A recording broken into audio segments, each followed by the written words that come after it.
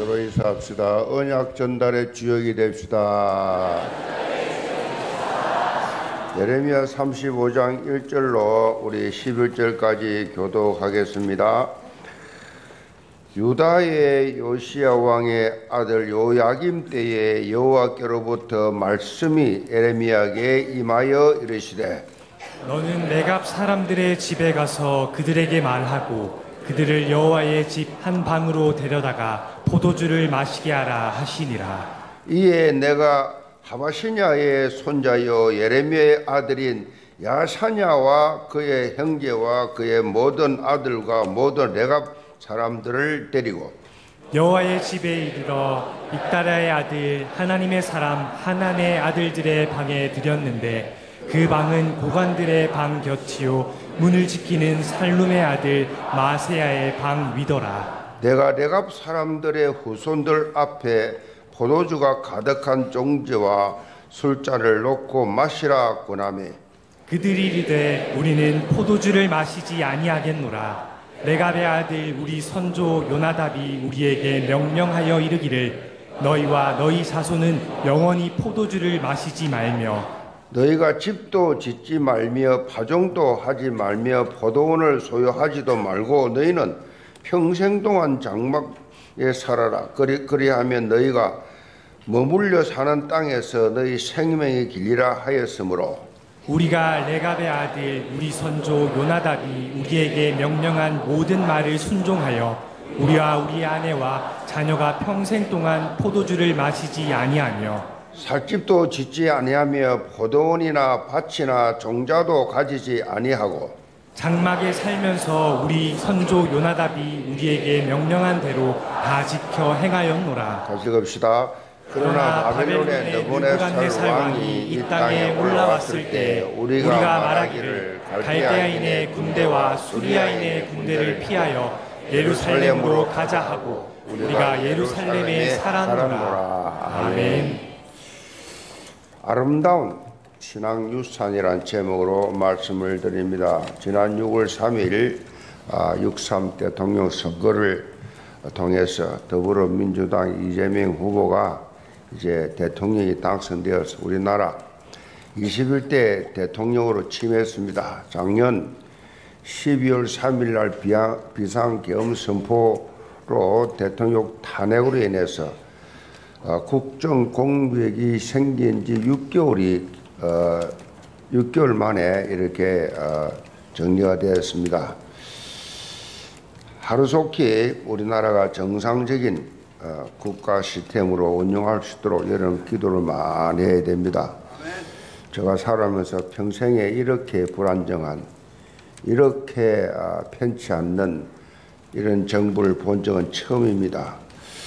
무슨 말입니까? 하나님이 저보고 나라를 위해서 너 기도 특별히 많이 하라는 뜻으로 알고 여러분도 함께 이 나라의 운명을 위해서 우리 후대들을 위해서 기도해 주시길 바랍니다. 지금 우리나라 경제 성장이 0%인데 0%에 가까울 정도로 그렇게 예측을 하고 있는데 국내외 모든 주요 기관들이 그렇게 예측을 하고 있습니다. 그야말로 경제 성장은 없다. 경제 성장이 없다 이 말은 경제적으로 엄청난 후퇴요 또 엄청난 그런 어려움이 적어도 몇 년은 될 것이다 라는 말이죠. 대외적으로도 지금 미국의 트럼프의 자충우돌을 하는 이런 정책, 이것 때문에 정말 이것도 보통 일이 아닙니다. 철저하게 대비를 해야 되는데 미국 내에서도 법적으로 제동이 지금 많이 걸리고 있어요. 오늘 저녁 뉴스 보니까 미국의 실업자가 그야말로 막 회사가 엄청나게 많이 무너지고 있고 그런 지금 뉴스가 오늘 또 계속 났습니다.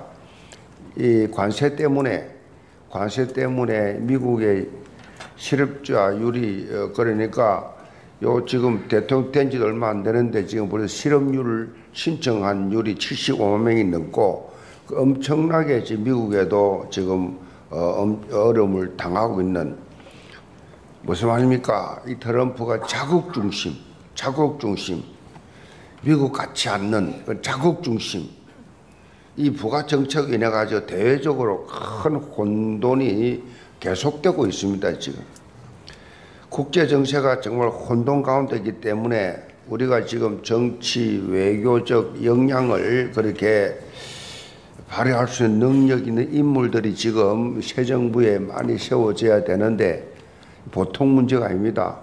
새 정부에 세워질 인물들이 이런 국제 정세가 이런 상황이기 때문에 국제 정세 감각이 있는 그런 국제 정세에 맞는 이 인물들이 나와야 되는데 참 보통 문제가 아닙니다. 정치 성향을 떠나서 대통령과 유정자들이 하나님을 두려워해야 됩니다. 하나님을 두려워하고 우리나라가 경쟁이 있는 나라 될 수 있도록 정말 시급한 현실입니다. 시급한 현실이에요. 이 국제 정세 우리끼리만 되는 시절이 아니겠죠. 특별히 영적으로 차별금지법과 같은 비성경적 이 악법이 통과되지 않도록 우리가 하나님 앞에 깨어 기도해야 될 시간표입니다. 악법이 통과될 가능성이 엄청 많아요. 그러니까 이게 보통 문제가 지금 우리나라 건국 이래로 지금 여러분들이요 젊은 세대가 가지고 있는 성인식 이거는 뭐 상상 이상입니다. 그리고 청소년들이 자기들끼리 모이면요 자기들끼리 뭐 그냥 레즈비안 나 레즈비안이야 나 게이야 라고 이렇게 커밍아웃을 자연스럽게 하는 지금 이런 시대가 되어버렸어요. 불신자들 그렇게 지금 살고 있다니까요. 동성애를 옹호하는 차별금지법이 통과되면 합법적으로 어떻게 되느냐? 동성 결혼을 그렇게 이제 할 수 있게 됩니다. 동성 결혼. 지금 선진국은 다 하고 있어요. 지금 현재로 하고 있어요. 선진국에서는 선교사를 제일 많이 파송했던 영국에는 지금 영국 런던 시장이 모슬림이고 영국에는 법이 지금 모리스 선교사 말에 의하면 곧 노방전도 금지가 나온답니다. 이 차별금지법에서 나오는 거거든요. 노방전도 어느 한 종교만 어느 특정 종교만 맞다라고 말할 수 없는 다 같은 종교인데 왜 차별하냐 그런 말까지 제가 들었어요. 영국이 그렇게 세계 선교 제일 많이 하던 나라가 이제는 교회도 없어졌을 뿐 아니라 저 영국 가보니까 교회 문 닫으면 모슬렘이 제일 먼저 사요. 모슬렘이 싹 런던 시장이 모슬렘이라는 게 표로하기 때문에 그러니까 모슬렘화가 돼버려요. 자, 그렇게 강대국 해가 지지 않는 나라는 영국이 지금 그렇게 돼버렸는데 오래됐죠. 이제 감각이 없어졌습니다. 여자 남자 말하면 바로 구속됩니다. 여자 남자는 성차별 성평등이기 때문에 말하면 안 돼요. 지금 그렇게 비성경적으로 되어버렸습니다. 이미. 이런 상황이기 때문에 우리가 다음 세대에게 올바른 영적 성경적 이정표를 그렇게 제시를 해야 됩니다. 오늘 말씀 제목처럼 그것을 어떻게 해요? 아름다운 신앙유산으로 남겨줘야 된다. 신학기도에 나와서 여러분이 이렇게 기도할 정도면요 지구상에 여러분밖에 없습니다. 70억 인구가 사는데 더더구나 우리 청소년들, 우리 젊은 세대들, 다음 세대들 신학기도에 나와가지고 이 연휴 기간에 놀러 가지 않고 세상으로 가지 않고 예배 드려야 되겠다, 찬양하겠다, 말씀 듣고 싶다. 지구촌에 여러분밖에 없다니까 지금. 그래 여러분 한 사람 한 사람 신앙이 얼마나 중요하고 여러분 입에서 나오는 찬양과 여러분 기도가 얼마나 하나님 듣고 싶어하는 없다니까요. 지금 지구상에 여러분이야말로 말씀 듣고 이 언약을 전달할 수 있는 유일한 주인공들이다. 이런 말이 있어요. 훌륭한 사람들의 배경에는 그런 삶을 살게 해준 길잡이들의 원칙이 있었다 이 말이에요. 그냥 훌륭한 사람이 나올 수가 없다는 거죠. 나올 수 있도록 그 집안이든지 그 학교든지 자라올 때 누군가 길잡이 원칙이 있었다는 거지요. 우리가 해야 될 일은 후대들에게 어떻게 인생의 방향을 잡고 살아갈 것인가, 하나님의 뜻과 계획에 합당한 것이 무엇인가, 이 길잡이 원칙을 우리가 제시를 해줘야 한다는 지금 아주 중대한 시간표에 있습니다. 조금 전에 말씀드렸습니다. 세상의 환경은 이스라엘 사람들의 이 타락한 시대보다 훨씬 더 심각해졌다. 훨씬 더 심각해졌다. 가나안의 우상 문화와 비교할 수 없을 정도로 세상 풍조와 더욱 겸허하게 우리 후대들을 다 속이고 있다. 오늘 본문 말씀에 보면 후대들에게 영적으로 길잡이 원칙, 아름다운 신앙의 유산을 남겨준 한 가문이 여기 나옵니다. 바로 레갑 가문인데, 자기 소견에 옳은 대로 행하고 있는 지금 이스라엘 백성들의, 이스라엘 사람들의 이 삶과 전혀 다르게 구별된 삶을 레갑 가문은 살고 있었어요. 아니, 선택된 이스라엘 백성들은 다 무너져 버렸는데 이방인 레갑 가문은 살아 있었어요.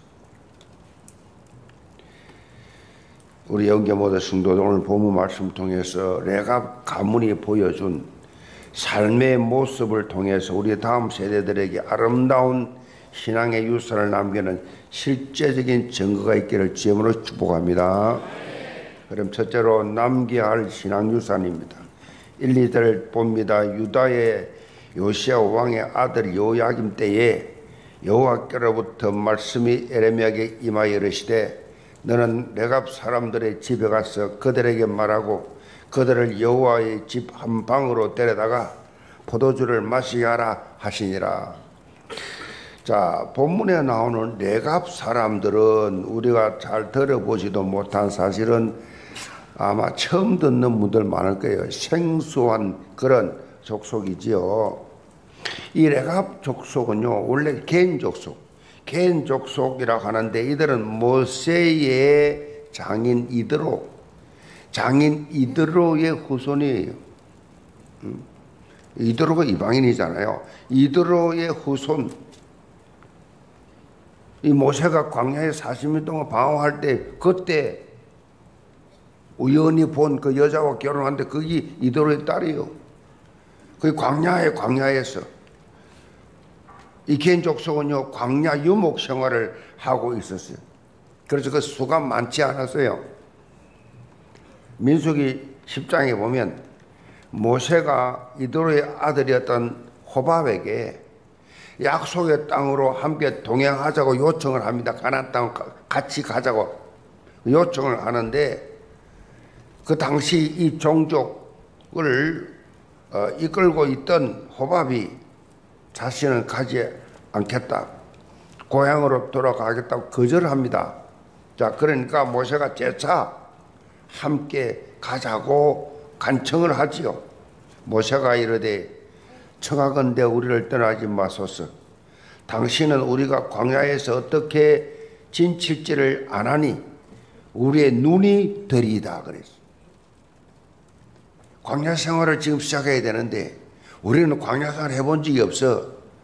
그래서 우리가 무슨 어떻게 광야를 거쳐가야 될지 잘 모르니까 당신은 우리의 눈이 될 수가 있다. 호밥은 유목 생활을 평생 해왔기 때문에 이 미디안 사람이기 때문에 광야 길을 가는데 이스라엘 백성들에게 큰 도움을 줄 수 있다. 그래서 호밥은 결국은요, 모세의 요청을 수락하고 출애굽한 이스라엘 백성을 따라서 가나안 땅까지 왔지요. 가나안 땅까지 왔는데, 그런데 여기에 정착을 하지 않았어요. 가나안 땅 와가지고 다시 조상들의 삶을 따라 유목 생활을 따로 했어요. 본문에 보면 레갑 사람들은 유목 생활을 하고 있다가 바벨론이 유다를 공격하고 있는 동안에 예루살렘에 잠시 피난해 있는 그 상황이었어요. 잠시 피난해 있는 그 상황 속에, 이런 상황 속에서 하나님의 말씀이 예레미야에게 임했습니다. 레갑 사람들을 불러서 그들을 한 방에 다 모아놓고 포도주를 실컷 먹이라. 그래서 하나님의 말씀대로 예레미야는 레갑 사람들을 전부 다 성전 옆에 있는 큰 방으로 다 데리고 와서 큰 사발에 포도주를 가득 담아가지고 그들에게 마시게 했습니다. 그런데 레갑 사람들은 당시 영적 지도자 오직 한 분밖에 없죠. 예레미야. 이 예레미야 권유에도 불구하고 자기들의 선조 요나답이 포도주를 마시지 말라고 명령한 것을 되풀이로 강조하면서 우리는 포도주를 마시지 않겠다라고 거부했습니다. 이렇게 한 이유는 그들의 선조인 요나답이 마지막으로 한 유언을 지키기 위해서입니다. 요나답의 마지막 유언이었어요. 요나답은 가나안 땅에 왔던 이스라엘의 타락과 부패를 보면서 그 자손들에게 몇 가지 유언을 했습니다. 그 유언이 6절입니다. 그들이 이르되 우리는 포도주를 마시지 아니하겠노라. 레갑의 아들 우리 선조 요나답이 우리에게 명령하여 이르기를 너희와 너희 자손은 영원히 포도주를 마시지 말며 너희가 집도 짓지 말며 파종도 하지 말며 포도원을 소유하지도 말고 너희는 평생 동안 장막에 살아라. 그리하면 너희가 머물러 사는 땅에서 너희 생명이 길리라 하였으므로. 자, 요나답이 이렇게 후손들에게 말한 이유가 있었어요. 이 요나답을 여호나답이라고 하는데 열왕기와 10장 15절 이후에 보면 이스라엘 왕 예후에 살았던 사람입니다. 예후가 사소로 있을 때, 자, 예후가 이스라엘의 종교 개혁을 할 때 같이 합류했어요. 아합에 속한 자들을 싹 다 진멸할 때 함께 이 요나답이 동참해 가지고 이 바알을 섬기는 당시 이 사람들을 싹 다 죽이는데 동참했던 사람. 이 요나답은 아합 왕 때 대부분의 이스라엘 백성들이 바알 앞에 무릎을 꿇고 바알이라는 우상 앞에 무릎을 꿇고 절할 때 요나답은 무릎 꿇지 않았어요. 선택받은 이스라엘 백성들은 다 무릎 꿇고 우상 앞에 절하는데 요나답은 무릎 꿇고 절하지 않았어요. 이방 민족임에도 불구하고 우상 숭배하지 않고 영적 순결을 지킬 사람이에요. 이 요나답은 왜 이스라엘 백성들이 하나님이 하지 말라는 우상 숭배를 하게 되었는지 생각을 했고, 결국 가나안 땅 이 이스라엘 백성들이 가나안 땅에 들어와서 신앙이 변질되었다는 것입니다. 신앙이 변질되어 버렸어요. 이스라엘 백성들이 가나안 땅에 있을 때는 이 광야 생활을 할 때는 하나님을 의지했어. 하나님이 메추라기 만나도 먹이고 그야말로 반석에서 물이 솟아나게 하고 홍해를 가르고 요단을 가르는 여리고를 무너뜨리는 그 현장을 보아서 하나님이 살아계시구나. 하나님을 처음 했어요. 그래서 이 하나님을 섬기는데 이스라엘 백성들이 함께 그렇게 그 당시에 하나님을 섬겼는데 가나안 땅 들어와가지고 농사를 지으면서 물질적으로 풍요해지니까 이 이스라엘 백성들이 세속화되어 버린 것을 보았어. 그래서 자신들의 후손들은 여호와의 신앙을 떠나지 않기 위해서 본문에 나오는 것처럼 몇 가지 중요한 명령을 내립니다. 유언적 명령을 내려요. 가나안 사람들의 생활 방식을 따라하지 마라. 그 중에 하나, 포도주 마시지 마라. 농사도 짓지 말고 장막에서 유목생활 하면서 하나님만 섬겨라.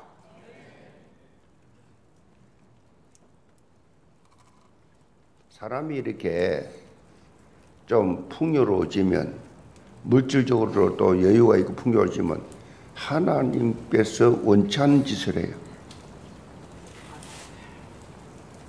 이 광야에서 포도주, 이 팔레스타인은요, 그게 사실은 음료예요, 음료. 예수님이 제일 먼저 기적을 포도주 만들었잖아요. 그 뭐 필요한 음식이니까. 또 그 광야에 그 먼지 많은 그 광야 생활에서 건강에 유익되는 바울도 디모데에게 포도주 좀 마시라. 네 몸이 안 좋으니까 건강을 위해서. 그런데 마시자.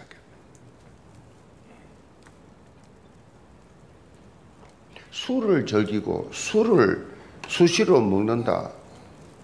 온전한 생활을 할 수 없어요. 절대 못합니다. 여러분이요, 술을 마시지 못하는 이 체질된 것 감사하시 바랍니다. 그것도 하나님 은혜 중에 은혜입니다. 은혜 중에 은혜예요. 술을 마시지를 못해. 그 얼마나 축복이요. 술은 무서워 겁이 나. 저 같은 경우에 그렇습니다. 그런 겁니다. 막 술에게다 말이요, 술 빈병을 가득 채우고 하는 그걸 보면서, 야, 저거 비우기까지 엄청나게 많은 문제 사건이 있을 것이다. 그 술을 쑥쑥 마시는 사람 보면 신기하고 놀라워. 저 절제 안 하면 저 사고 나겠는데.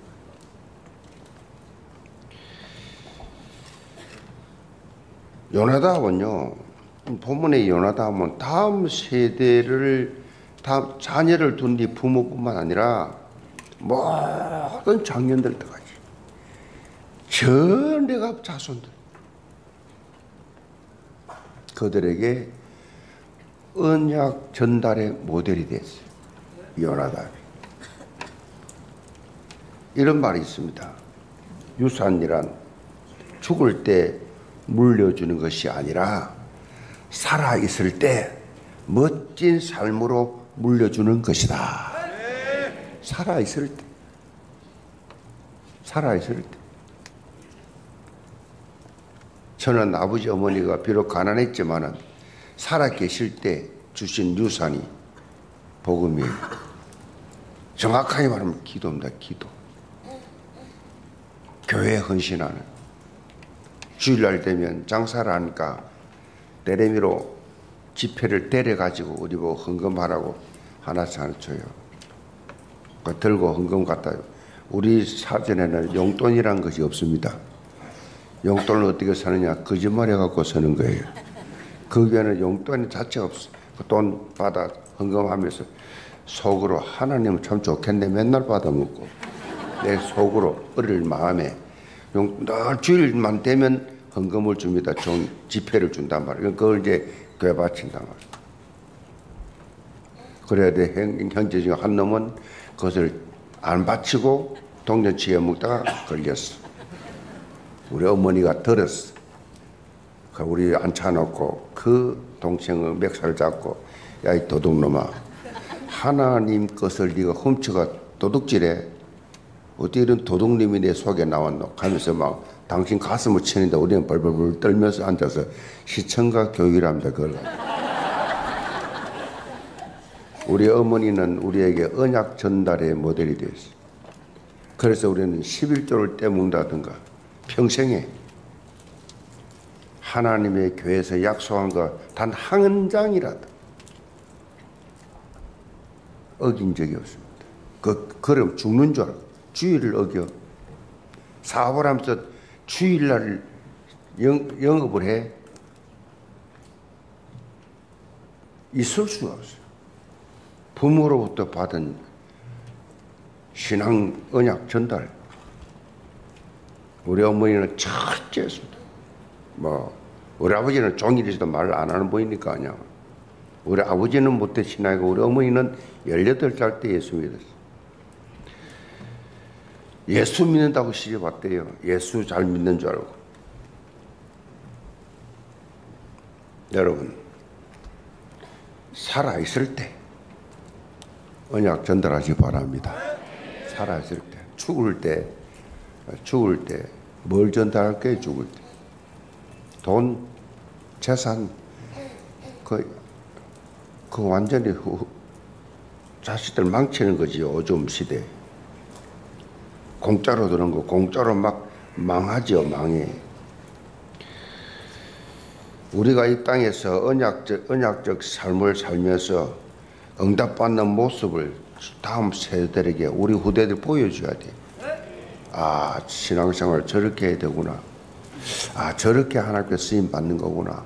직분 맡으면 저렇게 하나님 앞에 충성스럽게 헌신하는 거구나. 그 말이 필요 없어요. 자식들 다 보고 있어요. 그래서 사실적 신앙 유산을 남겨야 돼. 우리의 응답 받는 삶을 통해서 언약 전달이 되어지는 것이다. 사실 요나답 말로만, 이 사람은 말로만 명령한 게 아니잖아요. 말로만 한다고 먹어줍니까? 평상시 요나답이 하나님과 영적 소통을 통해서 레갑 자손들에게 본을 보여주었기 때문에 그 자손들이 그 말을 신뢰하고 전적으로 순종을 한 거죠. 여러분들이 강단의 말씀을 붙잡고 삶의 여러 가지 문제와 사건 그 속에서 하나님께서 행하신 역사를 보는 증거가 자녀들의 눈에 비춰져야 돼. 아멘. 자녀들 눈에 비춰져야 돼. 이것이 바로 여러분 남겨야 할 아름다운 신앙 유산입니다. 영혼의 모든 부모님들은 본문에 기록된 이 요나답처럼 아름다운 신앙 유산을 남기는 증거 있기를 주님으로 축복합니다. 두 번째로 지켜야 할 신앙 유산입니다. 12절 봅니다. 12절. 그때에 여호와의 말씀이 에레미야에게 임하여 이르시되 만군의 여호와 이스라엘의 하나님께서 이와 같이 말씀하시느니라. 너는 가서 유다 사람들과 예루살렘 주민에게 이르기를 너희가 내 말을 들으며 교훈을 받지 아니하겠느냐. 여호와의 말씀이니라.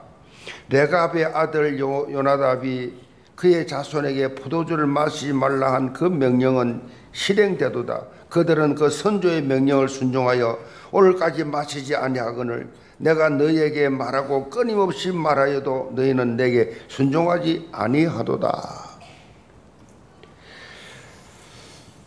여기 보면 실행되도다, 순종하지 아니하도다, 이게 대비가 되는데요.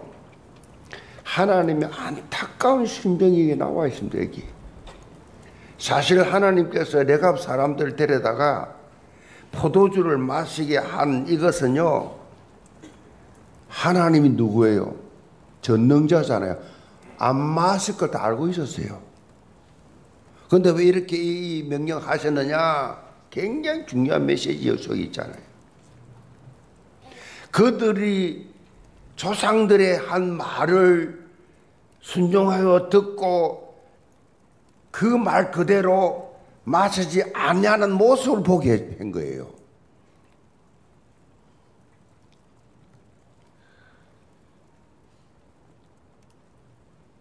자, 이들의 모습을 보면서 하나님의 말씀에 불순종하는 유다 백성들, 이 레갑 자손들은 아니 자기 조상 요나답이 한 말을 그대로 순종하고 그대로 하는데 유다 백성들은 그렇게 하나님이 말씀하시고 또 말씀하셔도 안 받았다는 거예요. 지금 그걸 비교하는 거예요.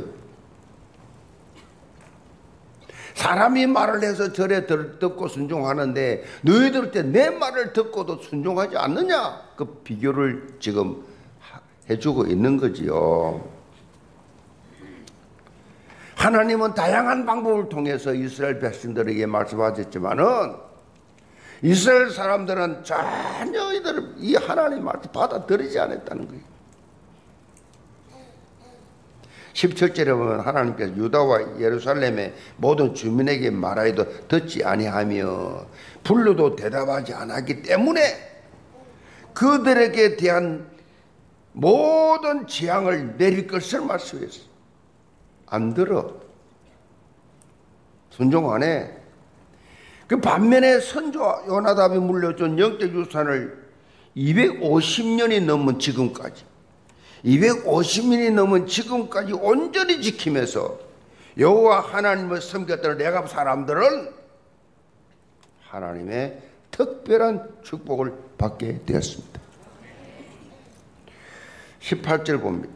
예레미야가 레갑 사람의 가문에게 이르되 만군의 여호와 이스라엘 하나님께서 이와 같이 말씀하시기를 너희가 너희 손조 요나답의 명령을 순종하여 그의 모든 규례를 지키며 그가 너희에게 명령한 것을 행하였도다. 그러므로 만군의 여호와 이스라엘 하나님께서 이와 같이 말씀하시느니라. 레갑의 아들 요나답에게서 내 앞에 설 사람이 영원히 끊이지 아니하리라 하시니라. 레갑 가문은 뭐요? 하나님 앞에 인정받는 놀라운 축복을 받게 돼요. 여기서 내 앞에 설 사람이라는 원어에 보면 제사장 역할을 감당할 하나님을 섬기는 자, 하나님을 섬기는 자가 계속될 것이다. 최고의 영광스러운 거죠. 다시 말해서 이방인이었던 레갑 가문이 하나님을 예배하는 데 섬길 자로 이 특권을 소유하게 되겠다. 엄청난 축복이죠. 하나님을 섬기는 일에 계속 쓰임을 받겠다. 또 장차 있을 이방인 구원의 예표가 되는 장면이에요. 이방인이니까. 이때부터 이방인들이 구원받았다니까요. 하나님 쓰임 받았다니까요. 그것도 제사장으로 레갑 가문처럼 성경적 신앙 유산을 이어가는 것. 일반적으로 왜 저렇게 독일이 종교개혁한 독일이 선교에 앞장서 영국이 왜 저렇게 유럽의 문을 다 교회가 없어졌느냐? 당대로 끝나버렸어요. 그러니까 언약 전달을 안 했단 말이에요. 언약 전달을 제대로 안 했기 때문에 다 문 닫는 거예요. 우리나라는 더더구나 세계에서 1위예요. 뭐가 1위냐? 아이 안 낳는 거, 결혼 안 하는 거,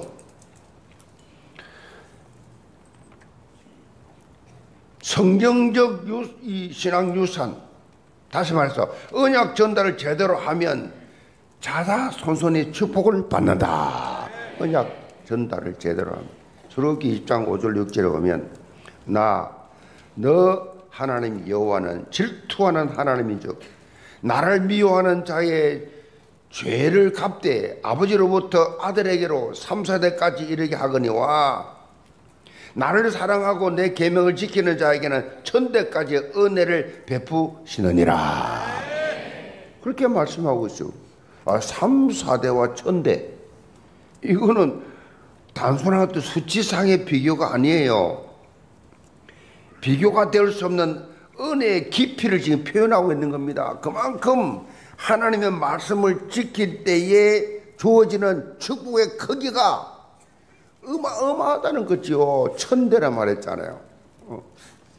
하나님 말씀을 지키면 주시는 축복이 1000대. 엄청나다는 거죠.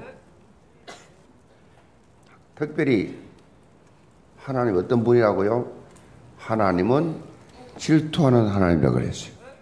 질투하는 하나님. 이 표현했는데 질투를 원에 보면요, 맹렬히 분노하다 그런 뜻이에요. 맹렬히 분노하다. 우리가 잘 봐야 될 것은요, 맹렬히 분노하는 바탕에는 우리에 대한 하나님의 청량할 수 없는 사랑이 그 속에 들어있어요. 질투를 왜 합니까? 사랑하니까 질투하지. 나는 질투하는 이 말은 나에게 대한 하나님 관심이 엄청 많다는 거지. 천대까지 가문 대대로 우리에게 은혜를 베푸시고자 하는 하나님의 놀라운 사랑이 기다려 있는 겁니다. 여러분, 괴롭히려고 하나님 말씀 주는 거 아니에요. 천대까지 복 주려고 말씀 주신다고. 여러분, 괴롭히려고 예배하라고 하는 게 아니에요. 살기 바쁜데 자꾸 뭐 교회 나오라고, 수요일도 금요일도 주일도 교회 나와 예배하라고. 그리도 뭔데? 그렇습니까? 그 편한 거 찾습니까? 언제나 천대까지 내가 복을 주겠다고 예배하라고, 언약 전달하라고, 직분 감당하라고. 하나님 좋으신 분인데 왜 나복을 주겠어요? 영계 성도 여러분, 하나님 말씀이 선포되는 적시로 순종하며 지켜서 내가 가문이 하나님 앞에 인정받은 것처럼 여러분 가문도 하나님 앞에 최고로 인정받는 영적 가문, 복음의 명문 가문 다 되시기를 제목 축복합니다. 결론입니다. 사람이 인생 말년에 자신이 살아온 이 삶을 돌아보면서 대부분이 세 가지 후회를 한답니다. 세 가지 후회를 하는데, 첫째는 베풀지 못한 것에 대한 후회. 좀 베풀면서 살았으면 좋았을 텐데 왜 그렇게 움켜쥐고 살았는지, 움켜쥐어 봐야 별것도 아닌데 왜 베풀지를 못하고 벌벌 떨며 살았는지 내꺼 하면서 그걸 후회한다 그래요. 베풀지 못한 후회. 둘째는 좀 더 참지 못한 후회. 그때 내가 조금만 참았더라면 좋았을걸. 왜 내가 성질을 부리고 행동했을까? 좀 여유를 가지고 살았을까? 그러면 내 삶이 좀 달라졌을 텐데. 여러분 주위에 사람 있습니까? 점검 간단합니다. 여러분 주위에 사람 있냐고. 여러분을 그리워하고 여러분을 바라보고 여러분을 보고 싶어하고 여러분과 함께하고 싶어하는 사람이 있냐고요. 고향 떠나 바쁘게 사는 친구도 없어. 마음 터놓고 이야기할 수 있는 가까운 사람이 없어. 그 후회스러운 삶을 살면 안 돼요. 오늘부터 베풀며 살길 바랍니다. 화내지 말길 바랍니다. 성질 없는 사람 어디 있어요? 한국 사람처럼 성질 급한 사람 지구상에 없어. 다 성질 더러워. 숨겨놔서 그렇지. 참아서 그렇지. 그게 인격입니다. 할 말 다 하고 어떻게 살아요? 성질일 것 다 내면 어떻게 사냐고. 그 후회하는 삶이에요. 베풀고 사십니다. 살처히 바랍니다. 베풀고 살. 주는 자가 복이 있다 그랬어. 얻어 묻는 자가 복이 있는 게 아니라 주는 자가 복이 있다 그랬어. 베풀으라니까, 베풀어. 기 만들면 베풀으라고. 참으시기 바랍니다. 성질 내지 마시고. 성질 내지 마시고. 좀 여유 있게. 마지막 세 번째는 좀 더 행복하게 살지 못한 것에 대한 후회가 있다 그래요. 왜 그렇게 내가 빡빡하게 재미없이 살았을까? 왜 그렇게 짜증스럽게 힘겹게 어리석게 살았을까? 행복하게 살지 못한 것에 대한 후회하면서 이런 자신으로 인해서 다른 사람들을 힘들게 한 그 삶을 산 것에 후회한다 그리.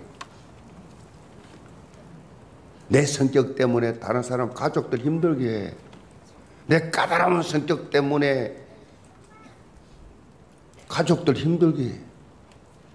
내 완벽한 성격 때문에 다른 사람들 가족들 힘들게 해. 교회 나와서도 성도들 힘들게 해. 주위 사람들 힘들게 해. 후회한다니까요.